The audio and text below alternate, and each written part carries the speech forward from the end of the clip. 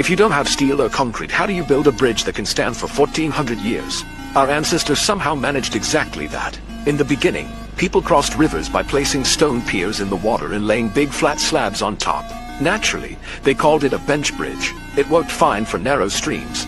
But once the river got wider, those stone slabs would start to sag and eventually crack. So you came up with an idea. Just add more piers to shorten the span. But that created new problems. Too many piers blocked boats, and during floods they were easily smashed apart, often taking the whole bridge with them.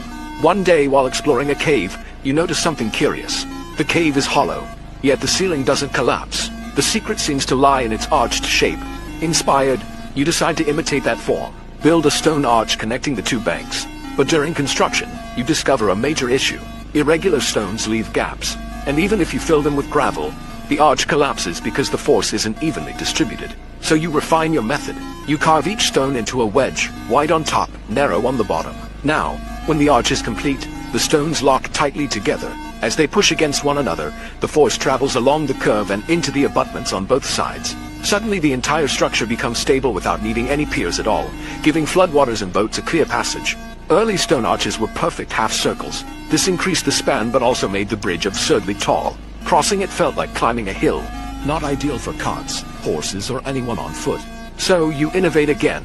You change the angle of each wedge-shaped block, pressing the tall semicircle down into a graceful, flatter segmental arch. To prevent the stones from shifting, you link them together using iron clamps, binding the arch into a single solid unit. The bridge deck becomes stable, wide, and easy to walk across. But just when you think you've solved everything, another challenge appears. During violent floods, even a large arch can be battered by overwhelming force. To relieve pressure, you carve two smaller arches on either side of the main one.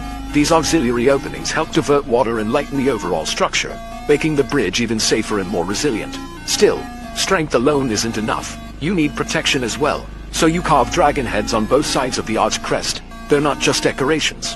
When heavy rain falls, water gushes from the dragon's mouths, sparing the bridge from erosion.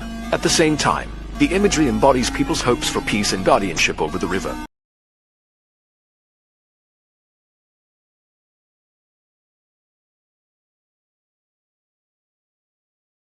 Congratulations! You've just designed the legendary Zhaozhou Bridge, the first truly great stone arch bridge in the world. For over 1,400 years, it has endured countless floods, wars, and earthquakes, a true marvel of ancient engineering.